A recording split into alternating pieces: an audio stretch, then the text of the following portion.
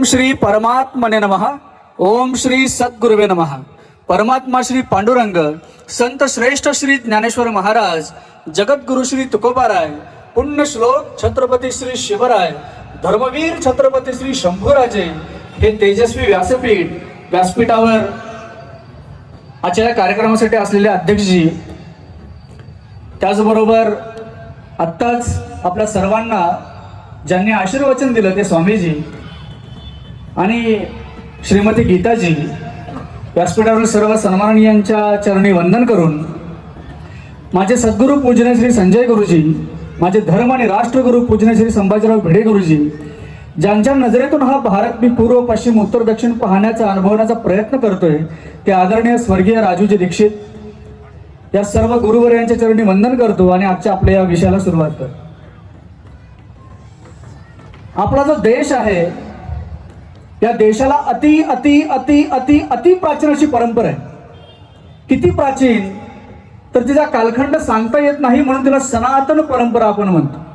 जी परंपरा, ज्या परंपरेला आधीही नाही, मध्यही नाही आणि अंतही नाही, जी सतत सदैव सुरू आहे आणि म्हणून ती सनातन आहे.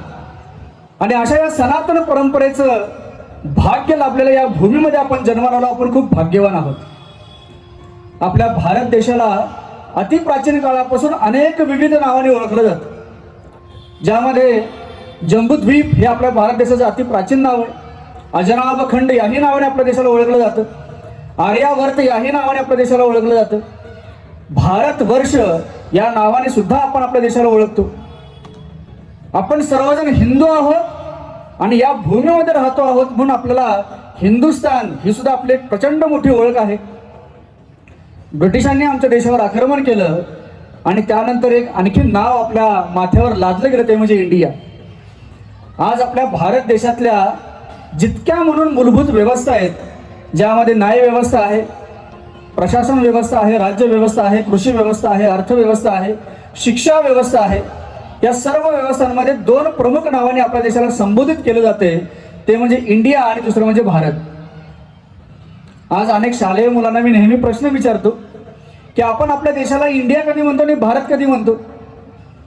सर्वसाधारण मुलांचं आतापर्यंत मिळालेलं मला उत्तर असं आहे की इंग्रजी भाषेमध्ये आम्ही भारत देशाला इंडिया म्हणतो आणि आपल्या भारतीय भाषांमध्ये म्हणजे मग मराठी असेल, कन्नड असेल, तमिळ असेल, तेलुगू असेल, गुजराती असेल, या सर्व भाषांमध्ये आपण आपल्या देशाला भारत म्हणतो. मग मला कधीतरी प्रश्न पडतो की मग आम्ही पाकिस्तान इंग्लिशमध्ये काय म्हणतो, तर मुलं म्हणाली पाकिस्तानच म्हणतो. बांगलादेशला इंग्लिशमध्ये काय म्हणतो, बांगलादेशच म्हणतो. चायनाला चायनाच म्हणतो, जपानला जपानच म्हणतो, फ्रान्सला फ्रान्सच म्हणतो, रशियाला रशियाच म्हणतो. मग भारताला इंग्रजीमध्ये आपण इंडिया का म्हणतो? हा प्रश्न शाळेमध्ये असल्यापासून सदैव सतावत आला. अनेक शिक्षकांना मी विचारत आलो, पण त्याचं आज सगळ्यात काही समाधानकारक उत्तर मिळालं नाही. जगामध्ये अनेक विविध भाषा आहेत, प्रत्येक भाषेला काही व्याकरण आहे आणि व्याकरणाचे 4 मूलभूत स्तंभ आहेत. त्यातला सगळ्यात पहिला स्तंभ आहे नाम, दुसरा आहे सर्वनाम, तिसरा आहे विशेषण आणि चौथा आहे क्रियापद. त्यातल्या नामाचा विशेष काय की नाम जगातल्या कुठल्याही भाषेत ट्रान्सलेट होत नाही, भाषांतरित होत नाही. हा नामाचा जागतिक व्याकरणाचा नियम. उदाहरणार्थ माझं नाव लखन आहे. आज मी खूप भाग्यवान आहे की इथं अनेक बहुभाषिक सगळे हिंदू बांधव एकत्र आलेले. मराठी बोलणारे आहेत, कन्नड बोलणारे, मगापासून मी अनेक भाषाच ऐकतोय आणि याचा इतका आनंद होतोय की या अनेक भाषेने आमचा भारत देश नटलेला आहे, सजलेला आहे, तटलेला आहे. ह्या सर्व भारतीय भाषा शिवाय अनेक परकीय भाषा, अशा अनेक विविध भाषेचे जर सगळे नागरिक इथं बसले असतील आणि माझं नाव जर लखन असेल तर ते मला कोणत्या नावाने हाक मारतील? तर ते मला लखन याच नावाने हाक मारतील. ते असं नाहीत करणं की लखन नावाचा अर्थ काढा आणि त्या अर्थाला ट्रान्सलेट करा आणि विविध नावाने ते हाक मारायला जर मला लागलं तर मला चक्कर येईल, मला कळणार नाही ते कोणाला बोलवत आहे. जर एखाद्या व्यक्तीचं नाव सुद्धा जगातल्या कुठल्याही भाषेमध्ये ट्रान्सलेट होत नाही, भाषांतरित होत नाही, हा जागतिक व्याकरणाचा जर नियम असेल तर आम्ही आमच्या भारत देशाचं नाव स्वातंत्र्यानंतर इंग्रजीमध्ये का कन्वर्ट केलं, का भाषांतरित केलं, का ट्रान्सलेट केलं, याचं उत्तर आज सगळ्यात आपल्याला सापडलेलं नाही. खरंच आपण स्वतंत्र आहोत का? खरंच आपल्याला आझादी मिळाली? आज आमचे अनेक भारत देशातले क्रिकेटर, या देशातले फिल्म स्टार जगामध्ये जगभरबंदी करतात आणि छातीवर हात ठेवून जगाला सांगतात आय एम इंडियन. हा कुठून आला इंडिया शब्द? इंडिया हा लॅटिन इंडस या शब्दापासून तयार झालेला शब्द इंडिया. त्याचा अर्थ आज जो आपल्या समोर दाखवला जातोय तो फार खोटा अर्थ आहे. त्याचा मूळ खरा अर्थ असा आहे, इंडिया शब्दाचा अर्थ आहे मागासलेले, बुरसटलेले, निरीक्षण अज्ञानी, अडाणी लोकांची टोळी ज्या भूमीवर राहते त्या भूमीला इंडिया म्हणतो.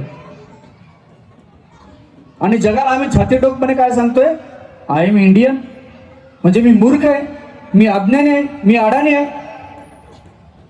नाही, थोडा याच्यामध्ये बदल केला पाहिजे. आपल्या देशाचं नाव आहे भारत. अति प्राचीन काळापासून चालत आलेली ती परंपरा सुदैवाने आजही आमच्या हृदयावर, अंतःकरणावर कोरलेलं ते नाव आहे भारत. संस्कृत भाषेतून मिळालेला हा शब्द भा अधिक रथ या दोन शब्दापासून भारत शब्द तयार झाला. भारत शब्दाची व्याख्या काय? भारत शब्दाला काहीतरी अर्थ आहे. भारत देशामध्ये कुठल्याही व्यक्तीचं, कुठल्याही स्थळाचं, कुठल्याही पदार्थाला सुद्धा नाव ठेवताना त्याच्या पाठीमागे काही विचार आहे, तत्वज्ञान आहे. आणि इथे जर आमच्या संबंध त्या राष्ट्राचं नाव आहे भारत, त्याच्या पाठीमागे किती मोठा गहन अर्थ आहे. भा अधिक रथ या दोन शब्दापासून भारत शब्द तयार झालाय. त्यातल्या भा या शब्दाला 3 अर्थ आहेत. भाचा पहिला अर्थ आहे भक्ती. आमचे संत महाराष्ट्रातले भारुड गायचे. भारुड शब्दाचा अर्थ काय? भा म्हणजे भक्ती आणि भक्तीनं आरूढ होणारं काव्य म्हणजे भारुड. भाचा दुसरा अर्थ आहे ज्ञान आणि भाचा तिसरा अर्थ आहे तेज. आणि रथ म्हणजे रममान असणे, रमलेले असले, अखंड त्यातच बुडालेले असणे. म्हणजे काय भारत देशाची व्याख्या होईल? भाचा पहिला अर्थ जो आहे भक्ती. भक्ती हा आपल्या अंतःकरणाचा विषय आहे. आपण आपल्या भारत मातेची, प्रभू श्री रामचंद्रांची, भगवान श्रीकृष्णाची भक्ती करतो. कशापासून करतो? अंतःकरणापासून करतो, हृदयापासून करतो, मनापासून करतो. भक्ती हा बुद्धीचा विषय नाही, भक्ती हा अंतःकरणाचा विषय. भाचा दुसरा अर्थ आहे ज्ञान. ज्ञान हा बुद्धीचा विषय. ज्या देशातली लोक प्रगल्भ ज्ञानाने इथं शास्त्रार्थ करतायत अशा लोकांचा देश आहे भारत. आणि भाचा तिसरा अर्थ आहे तेज. तेज हा कशाचा विषय आहे? तेज हा आपल्या कार्यकर्तृत्वाचा विषय, कर्माचा विषय आहे. प्रभू श्री रामचंद्रांपासून छत्रपती शिवरायांच्या पर्यंत, छत्रपती शिवरायांच्या पासून ते या देशाला स्वातंत्र्य मिळवून देणारे अगणित अनेक क्रांतिकारकांच्या पर्यंत या सर्व महान महापुरुषांचं कार्य कसं होतं असं जर आपल्याला कोणी प्रश्न विचारला आणि त्याचं एका वाक्यात उत्तर द्यायचं असेल तर आपल्याला असं उत्तर देता येईल, प्रभू श्री रामचंद्रांपासून छत्रपती शिवरायांपर्यंत आणि छत्रपती शिवरायांच्या पासून या सगळ्या अगणित क्रांतिकारकांच्या पर्यंत या सर्वांचं कार्य तेजस्वी होतं. बस तेजस्वी, तेजस्विता, तेज या एका शब्दामध्ये सगळं कार्य सामावलेलं आहे. काय भारत शब्दाचा अर्थ होईल? भक्तिमय अंतःकरणाने, ज्ञानमय बुद्धीनी आणि तेजस्वी कार्यामध्ये रमलेल्या लोकांचा देश म्हणजे भारत देश. आणि त्या देशामध्ये तुम्ही आम्ही राहतोय म्हणून आपण सर्वजण भारतीय आहोत. ही भारताची व्याख्या आहे. सामान्य नाही आपला देश. भक्ती या शब्दाचा अर्थ आहे जोडलेले असणे, एकरूप असणे, एकत्व असणे. भक्त आणि त्याचा विरुद्धार्थी शब्द आहे विभक्त. आज आपली कुटुंब संस्था तुटायला लागली, विभक्त कुटुंब पद्धती निर्माण झाली ब्रिटिशांच्या शिक्षणामुळे. मग भक्त म्हणजे तरी काय? जसा विद्यार्थी शिक्षकाशी जोडला जातो, जसा शिष्य गुरुशी जोडला जातो, भक्त भगवंताशी जोडला जातो आणि आत्मा परमात्म्याशी जोडला जातो. या दोन जोडण्याच्या क्रियेला अंतःकरणामध्ये भाव भावना लागतात, त्याला म्हणजे भक्ती. आज अशी भक्ती गेली हजारो वर्ष आमच्या भारत देशातल्या या नागरिकांच्या मध्ये होती. आज दुर्दैवाने, मगाशी स्वामीजींनी उल्लेख केला, आज दुर्दैवाने आम्ही भाषापासून विभक्त व्हायला लागलोय, प्रांतापासून वेगळं व्हायला लागलोय, जातीपासून वेगळं व्हायला लागलोय, संप्रदायापासून वेगळं व्हायला लागलोय. आणि दुर्दैवाने या स्वतंत्र भारत देशाला एकत्र करण्यासाठी म्हणून निर्माण झालेल्या हिंदुत्ववादी संघटनांमध्ये सुद्धा आम्ही विभागलो जायला लागलो.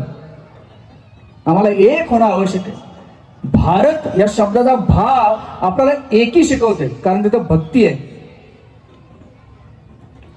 भाचा दुसरा अर्थ ज्ञान आहे आणि भाचा तिसरा अर्थ तेज. अशा भक्तिमय अंतःकरणाने ज्ञानमय बुद्धीने तेजस्वी कार्यामध्ये रमलेल्या लोकांचा देश म्हणजे भारत देश. आपण त्या देशामध्ये राहत आहोत म्हणून आपण खूप भाग्यवान आहोत. आपण भारतीय आहोत, ना की आपण इंडियन आहोत. हा कुणी निर्माण केला भारत देश? हे नाव कोणी दिलं भारत देशाला? या भारत देशाला हे नाव, प्रचलित कथा आहे, आपल्या सर्वांना माहिती आहे. भरत नावाचा राजा, अत्यंत न्यायप्रिय, प्रचंड पराक्रमी, पुरुषार्थ गाजवणारा असा राजा आपल्या भारत देशामध्ये होऊन गेला आणि त्याच्या नावामुळे आपल्या भारत या देशाला, या भूमीला भारत नाव मिळालं. पण केवळ एका व्यक्तीच्या विशेषत्वामुळे या देशाला भारत नाव मिळालं का? जर तसं झालं असतं तर प्रभू श्री रामचंद्राच्या कालखंडामध्ये आज जगाला वंदनीय ठरावं असं रामराज्य ज्यांनी निर्माण करून दाखवलं, त्यांच्या काळामध्ये भारताला राम नाव पडायला पाहिजे होतं. महाभारताच्या काळामध्ये या भारत देशाला कृष्ण नाव मिळायला पाहिजे होतं. केवळ व्यक्ती विशेषत्वामुळे या देशाला भारत नाव मिळालेलं नाही. भारत हे नाव ऋषीमुनींनी प्रस्थापित केलेलं नाव आहे, कारण त्याच्या पाठीमागे हा इतका मोठा अर्थ आहे. आणि अशा अर्थाने परिपूर्ण असणारे नागरिक या भूमीमध्ये घडावे अशी भूमिका ऋषीमुनींची. अशा या भारत देशामध्ये आपण जन्माला आलो. आज खूप आनंद होतोय. अनेक भाषांचे, शिवाय शीख बांधव सुद्धा समोर उभे उपस्थित आहेत. त्यांच्यामुळे आज गुरु नानक, गुरु तेग बहादूर यांची आठवण होते, भगतसिंगांची आठवण होते. भगतसिंगांचे एक फार सुंदर वाक्य आहे, ते मेरा रंग दे बसंती चोला या कवितेमध्ये ते असं म्हणतात की बडा ही गहरा दाग है यारो, बड़ा ही गहरा दाग है यारो, जिसका गुलामी नाम है उसका जीना भीख है यारो, जिसका देश गुलाम है. सीने में जो दिल था यारो आज बनाओ शोला, मेरा रंग दे बसंती चोला, मेरा रंग दे बसंती चोला.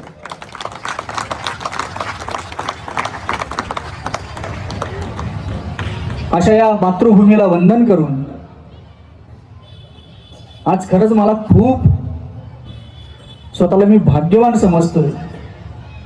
आदरणीय कोसंदल सर यांनी फार आग्रहाने या कार्यक्रमाला इथे यायला सांगितलं. खरं तर आल्यापासून माझे छातीचे ठोके वाढलेले आहेत, कारण कार्यक्रमाचं नाव आहे विराट हिंदू संमेलन. आणि अशा या विराट हिंदू संमेलनामध्ये माझ्यासारख्या एका छोट्या कार्यकर्त्याने आपल्या समोर काय सांगावं, काय मांडावं, माझं तेवढं ज्ञान पण नाही. पण शिक्षक या नात्याने, माझ्या गुरुकृपेने माझ्यावर मिळालेली जी जबाबदारी एका गुरुकुलाचा आचार्य म्हणून, त्या नात्याने पदर पसरून काही मागणं मागायला आलं. ते मागणं तुम्ही माझ्या पदरात घालावं एवढं सांगून पुढचा विषय मी सुरू करतो. ते मागणं पुढच्या विषयामध्ये आहे. एकदा महाराष्ट्रामध्ये भोर नावाचा एक तालुका आहे साताऱ्याजवळ, तिथे अभिनव शिक्षण संस्थेची एक इंजिनिअरिंग कॉलेज आहे. त्या कॉलेजमध्ये आपल्या सगळ्यांना माहिती आहे की आमच्या अनेक हिंदू मुलींच्यावर अत्याचार झाले, तुकडे तुकडे करून फ्रीजमध्ये ठेवण्यात आले. लव जिहादला अनेक मुली बळी पडत आहेत. आणि हा सगळा प्रकार डोळ्यासमोर ठेवून आज आमच्या मुली सुरक्षित झाल्या पाहिजेत, या भारत देशातल्या हिंदू महिला सुरक्षित झाल्या पाहिजेत, म्हणून त्यांच्यासाठी स्वसंरक्षण प्रशिक्षणाची शिबिर आम्ही राबवत होतो. आणि त्याच कार्यक्रमाअंतर्गत भोरच्या इंजिनिअरिंग महाविद्यालयामध्ये तिथल्या मुलींना 3 दिवसीय स्वसंरक्षण प्रशिक्षण शिबिरासाठी गेलो. पहिली 2 दिवस स्वतःचं रक्षण करण्यासाठी शस्त्र आणि शस्त्राशिवाय सुद्धा काय काय प्रकार शिकता येतील आणि शिकवता येतील याचा अभ्यासक्रम सुरू असताना त्या महाविद्यालयाचे प्राचार्य रोज ते पाहत होते की आम्ही मुलींना नेमकं काय सांगतोय, काय शिकवतोय. आणि 2 दिवसाच्या प्रशिक्षणानंतर संध्याकाळी त्यांनी मला त्यांच्या केबिनमध्ये बोलवलं आणि एक खंत व्यक्त केली की म्हणजे गुरुजी, आमची फार मोठी चूक झाली. ते म्हणाले की गेले 2 दिवस तुम्ही मुलींना काय सांगता आहात, काय शिकवत आहात, ते पाहिल्यानंतर मला असं वाटलं की हे शिबिर केवळ मुलींसाठी का आयोजित केलं, आमच्या मुलांसाठी पण आयोजित करायला पाहिजे. मी त्यांना म्हणालो की तुमची आज्ञा जशी आहे तशी सेवा देणं आमची जबाबदारी आहे. त्यामुळे तुम्ही जेवढा आमच्या समोर ती संख्या जी दिलेली आहे मुलींची, त्यांना शिकवणं हा आमचा धर्म आहे. ते म्हणाले नाही, उद्याचा शेवटचा दिवस आहे आणि माझी विनंती आहे की तुम्ही आमच्या मुलांना सुद्धा शिकवावं आणि मुलांचं सुद्धा बौद्धिक प्रबोधन करावं.